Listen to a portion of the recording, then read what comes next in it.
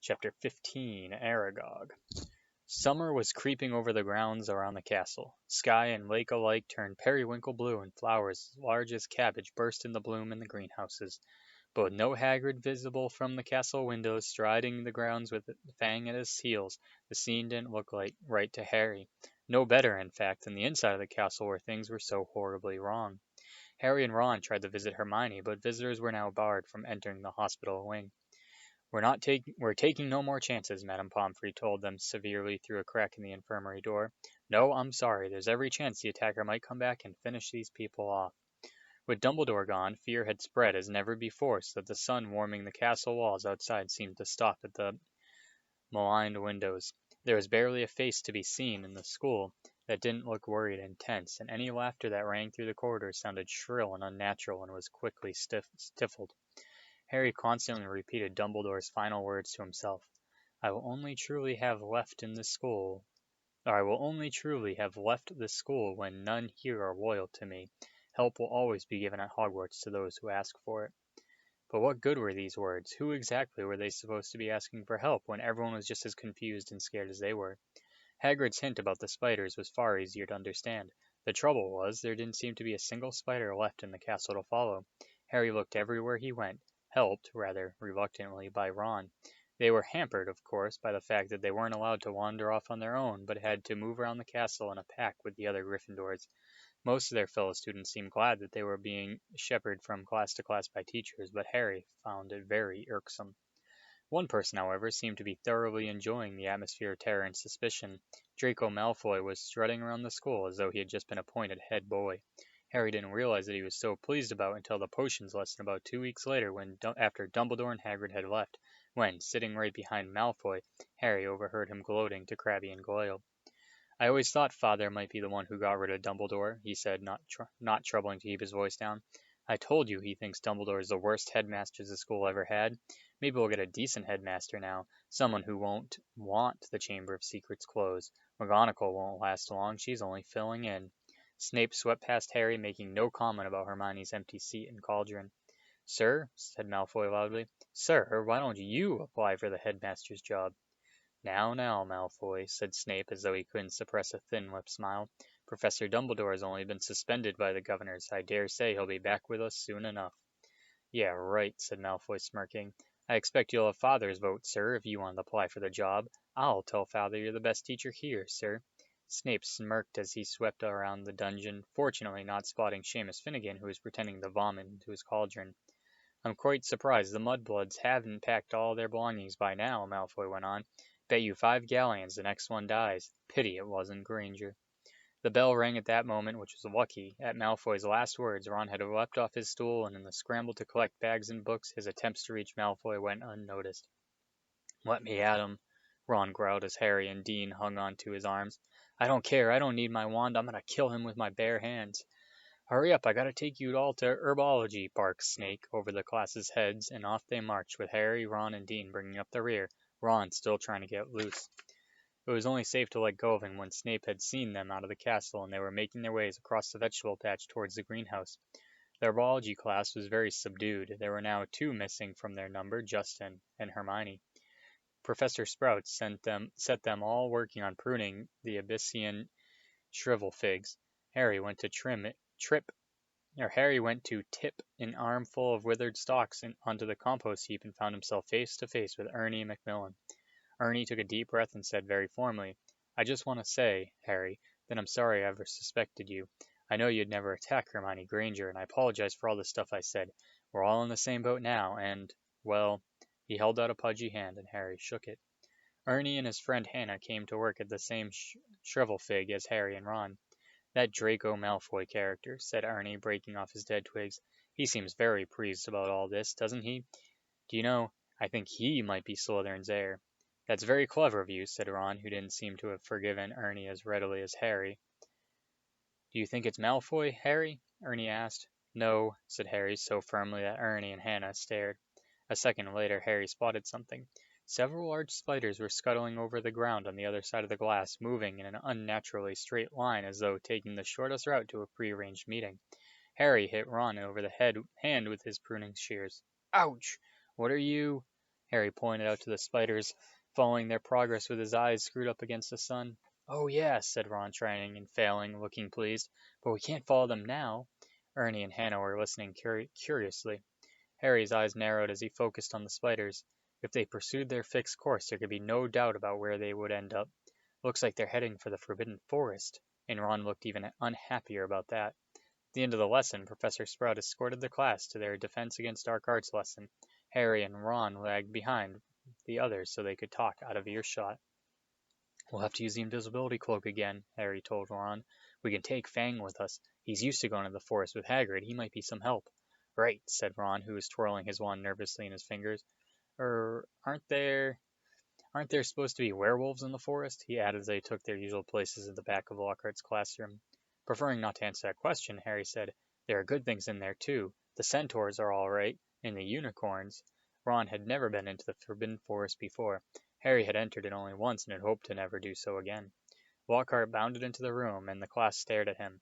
Every other teacher in the place was looking grimmer than usual, but Lockhart appeared nothing short of buoyant. Come on now, he cried, beaming around him. Why all these long faces? People swapped exasperated looks, but nobody answered. Don't you people realize, said Lockhart, speaking slowly as though they were a bit dim, the danger has passed. The culprit has been taken away. Says who? Said Dean Thomas loudly. My dear young man, the Minister of Magic wouldn't have taken Hagrid if he hadn't been 100% sure that he was guilty, said Lockhart in the tone of someone explaining that one and one made two. Oh, yes he would, said Ron even more loudly than Dean. I flatter myself I know a touch more about Hagrid's arrest than you do, Mr. Weasley, said Lockhart in a self-satisfied tone. Ron started to say that he didn't think so, somehow, but stopped mid-sentence when Harry kicked him hard under the desk. We weren't there, remember? Harry muttered. But Lockhart's disgusting cheeriness and the hints that he had always thought Hagrid was no good, his confidence that the whole business was now at an end, irritated Harry so much that he yearned to throw gadding with ghouls right in front of Lockhart's stupid face.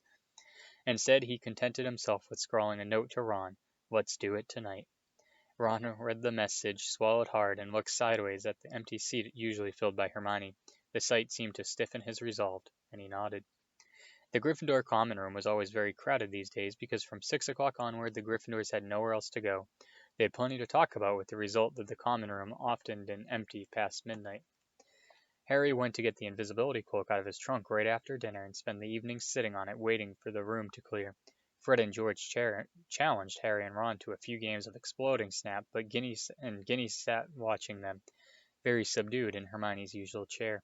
Harry and Ron kept losing on purpose, trying to finish the games quickly, but even so, it went well past midnight when Fred, George, and Ginny finally went to bed. Harry and Ron waited for the distant sounds of the 2 dormitory doors closing before seizing the cloak, throwing it over themselves, and climbing through the portrait hole. It was another difficult journey through the castle, dodging all the teachers. At last they reached the entrance hall, slid back the lock on the oak front doors, squeezed between them, trying to stop any creaking, and stepped out into the moonlit grounds. Course, said Ron abruptly as they strode across the black grass. We might get to the forest and find there's nothing to follow. Those spiders might not have been going there after all. I know it looked like they were moving in that sort of general direction, but... His voice trailed away. They reached Hagrid's house, sad and sorry-looking with its blank windows. When Harry pushed the door open, Fang went mad with joy at the sight of them. Worried that he might wake everyone up at the castle with his deep booming barks, they hastily fed him treacle fudge from a tin on the mantelpiece which glued his teeth together. Harry left the invisibility cloak on Hagrid's table. There would be no need for it in the pitch-dark forest. Come on, Fang, we're going for a walk, said Harry, patting his leg, and Fang bounded happily out of the house behind them, dashed to the edge of the forest, and lifted his leg against a large sycamore tree. Harry took out his wand, murmured, Lumos, and a tiny light appeared at the end of it, just enough to let them watch the path of signs of spiders. Good thinking, said Ron. I'd light mine too, but it'd probably blow up or something. Harry tapped Ron on the shoulder, pointing at the grass. 2 solitary spiders were hurrying away from the wand light into the shades of the trees. Okay, Ron sighed, as though resigned to the worst. I'm ready. Let's go. So with Fang scampering around them, sniffing tree roots and leaves, they entered the forest. By the glow of Harry's wand, they followed the steady trickle of spiders moving along the path. They walked behind them for about 20 minutes, not speaking, listening hard for noises other than breaking twigs and rustling leaves. Then, when the trees had become thicker than ever, so that the stars overhead were no longer visible, and Harry's wand shone alone on the sea of darkness, they saw their spider guides leaving the path. Harry paused, trying to see where the spiders were going, but everything outside his little sphere of light was pitch black. He had never been this deep in the forest before. He could vividly remember Hagrid advising him not to leave the forest path last time he had been in here, but Hagrid was miles away now, probably sitting in a cell in Azkaban, and he had also said to follow the spiders. Something wet touched Harry's hand and he jumped backwards, crushing Ron's foot, but it was only Fang's nose. "What do you reckon?" Harry said to Ron, whose eyes he could just make out reflecting the light from his wand. "We've come this far," said Ron. So they followed the darting shadows of the spiders into the trees. They couldn't move very quickly now. There were tree roots and stumps in their way, barely visible in the near blackness. Harry could feel Fang's hot breath on his hand. More than once they had to stop so that Harry could crouch down and find the spiders in the wand light. They walked for what seemed like at least half an hour, their robes snagging on low, snug branches and brambles. After a while they noticed that the ground seemed to be sloping downward, though the trees were as thick as ever. Then Fang suddenly let out loose a great echoing bark, making both Harry and Ron jump out of their skins. "What?" said Ron loudly, looking around the pitch dark and gripping Harry's elbow hard. "There's something moving over there," Harry breathed. "Listen, sounds like something big." They listened. Some distance to their right, then something big was snapping branches as it carved a path through the trees. "Oh no," said Ron. "Oh no, oh no, oh." "Shut up," said Harry frantically. "It'll hear you." "Hear me?" said Ron in an unnaturally high voice. "It's already heard. Fang!" The darkness seemed to be pressing on their eyeballs as they stood terrified, waiting. There was a strange rumbling noise and then silence. "What do you think it's doing?" said Harry. "Probably getting ready to pounce," said Ron. They waited, shivering, hardly daring to move. "Do you think it's gone?" Harry whispered. "Don't know." Then to their right came a sudden blaze of light, so bright in the darkness that both of them flung up their hands to shield their eyes. Fang yelped and tried to run, but got lodged in a tangle of thorns and yelped even louder. "Harry!" Ron shouted in a voice breaking with relief. "Harry, it's our car!" "What?" "Come on!" Harry blundered after Ron towards the light, stumbling and tripping, and for a moment later they had merged into a clearing. Mr. Weasley's car was standing, empty, in the middle of a circle of thick trees under a roof of dense branches, its headlights ablaze. As Ron walked open-mouthed towards it, it moved slowly towards him, exactly like a large turquoise dog greeting its owner. "It's been here all the time," said Ron, delighted, walking around the car. "Look at it! The forest turns it wild!" The sides of the car were scratched and smeared with mud. Apparently it had taken to trundling around the forest on its own. Fang didn't seem at all keen on it. It kept close to Harry, who could feel him quivering. His breath slowing down again, Harry stuffed his wand back into his robes. "And we thought it was going to attack us," said Ron, leaning against her and patting it. "I wonder where it had gone." Harry squinted around the floodlit ground for signs for more spiders, but they all scuttled away from the glare of the headlights. "We've lost the trail," he said. "Come on, let's go find them." Ron didn't speak. He didn't move. His eyes were fixed on a point some 10 feet above the forest floor right behind Harry.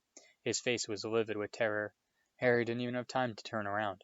There was a loud clicking noise, and suddenly he felt something long and hairy seize him around him in the middle and lift him off the ground so that he was hanging face down. Struggling, terrified, he heard more clicking and saw Ron's legs leave the ground too, heard Fang's whimpering and howling. Next moment he was being swept away into the dark trees. Head hanging, Harry saw what had hold of him was marching on 6 immensely long, hairy legs, the 2 front clutching him tightly below a pair of shining black pincers. Behind him he could hear another one of the creatures, no doubt carrying Ron. They were moving into the very heart of the forest. Harry could hear Fang fighting to free himself from a third monster, moaning loudly, but Harry couldn't have yelled even if he wanted to. He seemed to have left his voice back with the car in the clearing. He never knew how long he was in the creature's clutches. He only knew that the darkness suddenly lifted enough for him to see that the leaf-strewn ground was now swarming with spiders. Craning his neck sideways, he realized that they had reached the ridge of a vast hollow, a hollow that had been cleared of trees so that stars shone brightly onto the worst scene he'd ever lay eyes on. Spiders. Not tiny spiders like those surging over the leaves below. Spiders the size of courthouses. 8 eyes, 8 legs, black, hairy, and gigantic. Cart horses, not houses. The massive specimen that was carrying Harry made its way down the steep slope towards a misty, domed web in the very center of the hollow, while its fellows closed in all around it, clicking their pincers excitedly at the sight of its load. Harry fell onto the ground on all fours as the spider released him. Ron and Fang thudded down next to him. Fang wasn't howling anymore, but cowering silently on the spot. Ron looked exactly like Harry felt. His mouth was stretched wide in a kind of silent scream, and his eyes were popping. Harry suddenly realized that the spider that had dropped him was saying something. It had been hard to tell because he clicked his pincers with every word he spoke. Aragog, it called. Aragog. And from the middle of the misty, domed web, a spider the size of a small elephant emerged, very slowly. There was a gray in the back of his body and legs, and each of the eyes on his ugly, pincered head was a milky white. He was blind. What is it? He said, clinking his pincers rapidly. Men, clicked the spider who had caught Harry. Is it Hagrid? Said Aragog, moving closer, his 8 milky eyes wandering vaguely. Strangers, clicked the spider who had brought Ron. Kill them, clicked Aragog fretfully. I was sleeping. We're friends of Hagrid's, Harry shouted. His heart seemed to have left his chest to pound in his throat. Click, click, click went the pincers of the spiders all around the hollow. Aragog paused. Hagrid has never sent men into our hollow before, he said slowly. Hagrid's in trouble, said Harry, breathing very fast. That's why we've come. In trouble? Said the aged spider, and Harry thought he heard concern beneath the clicking pincers. But why has he sent you? Harry thought of getting up to his feet, but decided against it. He didn't think his legs would support him, so he spoke from the ground as calmly as he could. They think, up at the school, that Hagrid's been setting a something on students. They've taken him to Azkaban. Aragog clicked his pincers furiously, and all around the hollow the sound was echoed by the crowd of spiders. It was like applause, except applause didn't usually make Harry feel sick with fear. But that was years ago, said Aragog fretfully. Years and years ago. I remember it well. That's why they made him leave the school. They believed that I was the monster that dwells in what they call the Chamber of Secrets. They thought that Hagrid had opened the chamber and set me free.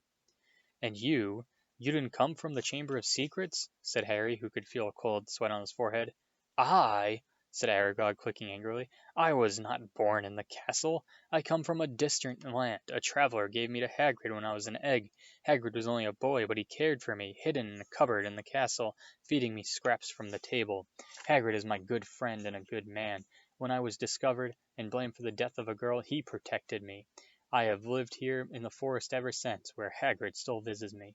He even found me a wife, Mosag, and you see our family has grown, all through Hagrid's goodness. Harry summoned what remained of his courage. So you never attacked anyone? Never, croaked the old spider. It would have been in my instinct, but out of respect for Hagrid, I never harmed a human. The body of the girl who was killed was discovered in a bathroom. I never saw any part of the castle but the cupboard in which I grew up. Our kind like the dark and quiet. But then, do you know what did kill the girl? Said Harry. Because whatever it is, it's back and attacking people again. His words were drowned out by a large outbreak of clicking and the rustling of many long legs shifting angrily. Large black shapes shifted all around him. The thing that lives in the castle, said Aragog, is an ancient creature we spiders fear above all others. Well, I do remember how I pleaded with Hagrid to let me go, when I sensed the beast moving about in the school. What was it? Said Harry urgently. More clicking, more rustling. The spiders seemed to be closing in. We do not speak of it, said Aragog fiercely. We do not name it. I never even told Hagrid the name of that dread creature, though he asked me many times. Harry didn't want to press this subject, not with the spiders pressing closer on all sides. Aragog seemed to be tired of talking. He was backing slowly into his domed web, but his fellow spiders continued to inch slowly towards Harry and Ron. Well, just go, then, Harry called desperately to Aragog, hearing rustling leaves behind him. Go? Said Aragog slowly. I think not. But, my sons and daughters do not harm Hagrid on my command, but I cannot deny them fresh meat, when it wanders so willingly into our midst. Goodbye, friend of Hagrid. Harry spun around. Feet away, towering above him, was a solid wall of spiders clicking, their many eyes gleaming on their ugly black heads. Even as he reached for his wand, Harry knew it was no good. There was too many of them. But he tried to stand, ready to die fighting. A loud, long note sounded, and a blaze of light flamed through the hollow. Mr. Weasley's car was thundering down the slope, headlights glaring, its horns screeching, knocking spiders aside. Several were thrown onto their backs, their endless legs waving in the air. The car screeched to a halt in front of Harry and Ron, and the doors flew open. "Get Fang!" Harry yelled, diving into the front seat. Ron seized the boarhound around the middle and threw him, yelping, into the back of the car. The doors slammed shut. Ron didn't touch the accelerator, but the car didn't need him. The engine roared and they were off, hitting more spiders. They sped up the slope, out of the hollow, and they were soon crashing through the forest, branches whipping the windows as the car wound its way cleverly through the widest gasp, following the path it obviously knew. Harry looked sideways at Ron, his mouth still open in the silent scream, but his eyes weren't popping anymore. "Are you okay?" Ron stared straight ahead, unable to speak. They smashed their way through the underground, Fang howling loud into the back seat, and Harry saw the side mirror snap off as they squeezed past a large oak. After 10 noisy, rocky minutes, the trees thinned and Harry could see patches of sky. The car stopped so suddenly that they were nearly thrown into the windshield. They had reached the edge of the forest. Fang flung himself at the window in his anxiety to get out, and when Harry opened the door, he shot off through the trees to Hagrid's house, tail between his legs. Harry got out too, and after a minute or so, Ron seemed to regain the feeling in his limbs and followed, still stiff-necked and staring. Harry gave the car a grateful pat as it reversed back into the forest and disappeared from view. Harry went back to Hagrid's cabin to get the invisibility cloak. Fang was trembling under a blanket in his basket. When Harry got outside again, he found Ron being violently sick in the pumpkin patch. "Follow the spiders," said Ron weakly, wiping his mouth on his sleeve. "I'll never forgive Hagrid. We're lucky to be alive." "I bet he thought Aragog wouldn't hurt this friend of his," said Harry. "That's exactly Hagrid's problem," said Ron, thumping the wall of the cabin. "He always thinks these monsters aren't as bad as they're made out, and look what it's got him, a cell in Azkaban." He was shriveling uncontrollably now. "What was the point of sending us there? What have we found out, I'd like to know?" "That Hagrid never opened the Chamber of Secrets," said Harry, throwing the cloak over Ron and prodding him in the arm to make him walk. "He was innocent." Ron gave a loud snort. Evidently, hatching Aragog in a cupboard wasn't his idea of being innocent. As the castle loomed nearer, Harry twitched the cloak to make sure that their feet were hidden, then pushed the creaking front doors ajar. They walked carefully back across the entrance hall and up the marble staircase, holding their breath as they passed the corridors where watchful sentries were walking. At last they reached the safety of the Gryffindor common room, where the fire had burned itself into glowing ash. They took off the cloak and climbed into the winding stairway to their dormitory. Ron fell into his bed without bothering to get undressed. Harry, however, didn't feel very sleepy. He sat on the edge of his four-poster, thinking hard about everything Aragog had said. That creature was lurking somewhere in the castle, he thought. Sounded like a sort of monster Voldemort. Even other monsters didn't want a name. But he and Ron were no closer to finding out what it was, or how it was petrified its victims. Even Hagrid had never known what was in the Chamber of Secrets. Harry swung his legs up on his bed and leaned back against his pillows, watching the moon glinting at him through the tower window. He couldn't see what else they could do. They had hit dead ends everywhere. Riddle had caught the wrong person. The heir to Slytherin had gotten off, and no one could tell whether it was the same person or a different one who had opened the chamber this time. There was nobody else to ask. Harry lay down, still thinking about what Aragog had said. He was becoming drowsy when what seemed like their very last hope occurred to him, and suddenly sat bolt upright. "Ron!" he hissed through the dark. "Ron!" Ron woke up with a yelp like Fang, staring wildly around, and saw Harry. "Ron! That girl who died. Aragog was said that she was found in the bathroom," said Harry, ignoring Neville's snuffling snores from across the corner. "What if she never left the bathroom? What if she's still there?" Ron rubbed his eyes, frowning through the moonlight, and then he understood too. "You don't think... Not Moaning Myrtle." End of chapter 15.